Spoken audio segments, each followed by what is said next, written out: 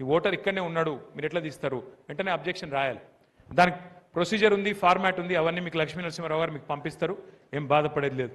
తప్పకుండా unmapped voter, unmapped అంటే 2002లో పేరు లేదు, ఇప్పుడు 2025లో ఉంది, వాళ్ళని కంపల్సరీ ఓటు ఉంచేటట్టు చూసుకోవాలి. మన డిమాండ్లలో ఒకటే, మన ఆలోచనల్లో ఒకటే, అర్హులు ఎవరి ఓటు పోవద్దు, దొంగ ఓట్లు ఉండద్దు. ఎందుకంటే మనం కాంగ్రెస్ లెక్క బీజేపీ లెక్క దొంగ ఓట్లతో గెలవాలని ఆరాటంలో లేం. ప్రజలు నిజాయితీగా వచ్చి ఓట్లు గుద్దితే బ్రహ్మాండమైన మెజారిటీతో మనమే గెలుస్తాం. కానీ వాళ్ళు లంగతనం చేయకుండా చూసుకోవాల్సిన బాధ్యత మన మీదనే ఉన్నది. Next slide. ఇక గుర్తింపు కార్డులు, మరి ఎవరైనా ఓటు లేదు రాయించుకోవాలి. ఏమేమి రకాల గుర్తింపు కార్డులు ఇవ్వచ్చు? ఈ 13 రకాలు ఏదంటే అది ఇవ్వచ్చు. ఈ సుప్రీంకోర్టు తీర్పిచ్చింది, ఈ 13 రకాల కాగితాలు ఏమున్నా ఓటు రాయాలని చెప్పి మీకు ఇచ్చిన లిస్టులో కూడా ఉన్నది, మీకు ఇచ్చిన పుస్తకంలో కూడా ఉన్నది, అవి దయచేసి చూసుకోండి. నెక్స్ట్, ఇక దొంగ ఓట్లని నేను చెప్పిన, డూప్లికేట్ ఓట్లని చెప్పిన, ఇదేదో నేను కల్పించిన మాట కాదు. మన జూబ్లీ హిల్స్ ఎలక్షన్లో ఒక దగ్గర 12-13 వేల ఓట్లు డూప్లికేట్ ఓట్లు ఉండే. మేము చూసినాం, పోయి ఎలక్షన్ కమిషన్ అడిగినాం. కానీ వాళ్ళు ఏమన్నారు, ఎలక్షన్ ప్రాసెసే స్టార్ట్ అయిపోయింది, ఇప్పుడు ఎందుకు ఇస్తురా, మీరు ముందు ఇద్దా, ముందు ఇస్తే బాగుండు కదా అన్నారు. ఇగో బాధ మళ్ళా రేపు వేములవాడలో రావద్దనే ఇగో మీకు ఏం చేస్తామంటే, ప్రతి పోలింగ్ బూత్ మీ దగ్గర ఉండే 262 పోలింగ్ బూత్ల పరిధిలో మీ లక్ష్మీ నరసింహారావు గారికి, మీ జీవన్ రెడ్డి గారికి నేను మొత్తం లిస్ట్ ఇస్తాను. మీ వేములవాడలో డూప్లికేట్ ఓట్లు ఎన్ని ఉన్నాయి అది నేను ఇస్తా. అది ఇస్తే మీరు ఏం చేయాలి, అది పట్టుకొని తిరగాలి.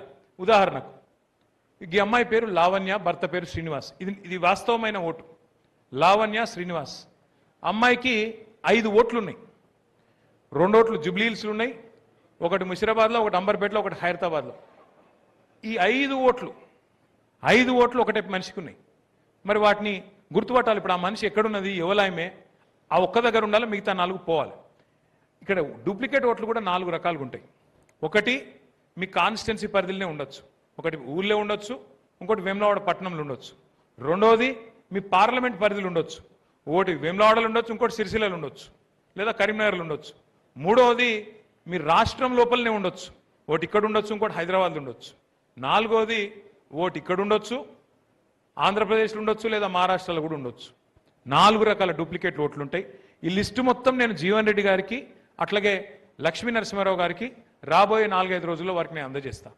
వారు ఏం చేస్తారు, బూత్ల వారీగా మీకు ఇచ్చేస్తారు లిస్ట్. వీళ్ళు suspected duplicate sir, not duplicate 100%. మనకు అనుమానం ఉంది డూప్లికేట్ ఓట్లని, అవి మీకు ఇస్తాం. అవి మీరేం చేయాలి, బూత్ల వారీగా బూత్ లెవెల్ ఏజెంట్లకు ఇస్తే మీరు తిరిగినప్పుడు ఒక్కొక్కటి నెక్స్ట్ స్లైడ్ టిక్కు పెట్టుకుంటూ పోవాలి. మీకు 2 రకాల బుక్లు ఇచ్చినాం. హ్యాండ్ బుక్ ఇప్పుడు మీ చేతిలో ఉంది, ఇంకోటి వర్క్ బుక్. ఆ వర్క్ బుక్ అంటే ఏంటంటే, ఇప్పుడు నేను చెప్పిన అనుమానాస్పదమైన ఓట్లు ఏవైతున్నాయో ఆ వర్క్ బుక్లో మీరు టిక్కు పెట్టుకుంటా, ఈ లావణ్య ఎవరు, ఆమె నిజంగా ఎక్కడున్నది దొరకబట్టి, మొత్తానికి ఇంకేమైనా వేరే డూప్లికేట్ ఓట్లు ఉంటే ఆ వర్క్ బుక్లో రాసుకోవడం, ఫైనల్గా జల్లెడబట్టి ఇగో ఇది కరెక్ట్ ఓటర్ లిస్ట్ అని చెప్పడం. నెక్స్ట్, ఇది మీకు ఆల్రెడీ ఇచ్చినాం. నెక్స్ట్, ఇగో ఇది నేను చెప్పినట్టు వర్క్ బుక్లో ఇవన్నీ ఉంటాయి. మీకు మొత్తం మీ 1000 ఓట్ల లిస్ట్ ఇస్తాం. అందులో మీరు ట్రాక్ చేయాల్సి ఉంటుంది, ఓటర్ లింక్ అయిందా లేదా, ఎన్యూమరేషన్ ఫార్మ్ నింపినరా లేదా, ఓటరు మరి ఇంకేమైనా వివరాలు ఏమైనా తప్పులు ఉన్నాయా, ఇవన్నీ కూడా మీరు రాసుకోవాల్సి ఉంటుంది. రాసుకొని ఈ ప్రక్రియ కంప్లీట్ చేయాల్సి ఉంటుంది. లాస్ట్ చివరికి ఈ ఎస్ఐఆర్ విషయంలో చెప్పేది ఒకటి, ప్రతి ఓటు విలువైందే. మీకు రేపు వేములవాడ గెలవాలనుకుంటే మీరు నేల విడిచి సాము చేస్తే కాదు, మీ బూత్లో మెజారిటీ ఎప్పుడు వస్తుంది, ఓటర్ లిస్ట్ చక్కగా ఉంటే వస్తుంది. ఆ ఊళ్ళో ఉన్న వాళ్ళు ఓటర్లు అందరూ కరెక్ట్గా ఉంటే, అందులో మనోళ్ళ ఓట్లు ఒక్కటి కూడా పోకుండా మీరు జాగ్రత్త పడితే బరాబర్ వేములవాడలో 262 బూత్లలో ప్రతి బూత్లో మెజారిటీ వస్తుంది. ఖచ్చితంగా ఇక్కడ గులాబీ జెండా 100% 2025లో ఎగురుతుంది. దయతో మిమ్మల్ని కోరేది ఏంటంటే, దయచేసి మిమ్మల్ని కోరేది ఏంటంటే, ఈ ప్రక్రియ సీరియస్గా తీసుకోండి, సీరియస్గా తీసుకోండి, చాలా సీరియస్గా తీసుకోండి, ఆషామాషిగా తీసుకోకండి. రేపటి రోజున కేసీఆర్ గారు ముఖ్యమంత్రి కావాలి, మళ్ళీ గులాబీ జెండా ఎగరాలంటే మాటలు డైలాగులు వీటితో కాదు. కంపల్సరీ కొంత నెల రోజులు మనందరం కూడా ఎక్కడో అక్కడ పనిచేస్తేనే ఈ కార్యక్రమం అవుతుంది. ఇక రెండో మాట, మెంబర్షిప్ కూడా తొందరలో చాలా అవుతా ఉంది. ఆ యాప్ కూడా టెస్టింగ్ అయింది, రెడీగా ఉన్నది. ఇప్పుడే నేను జీవన్ రెడ్డి గారికి చెప్తా ఉన్నా, ప్రతి బూత్కి 2 ఏజెంట్ల చొప్పున మన పార్టీ తరఫున మెంబర్షిప్ కోసం మనం పెట్టుకుంటా ఉన్నాం. ఏంటిది, ఇదివరకు పుస్తకాలు ఇస్తే పుస్తకాలు రాసుకుని వద్దురు మీరు మెంబర్షిప్.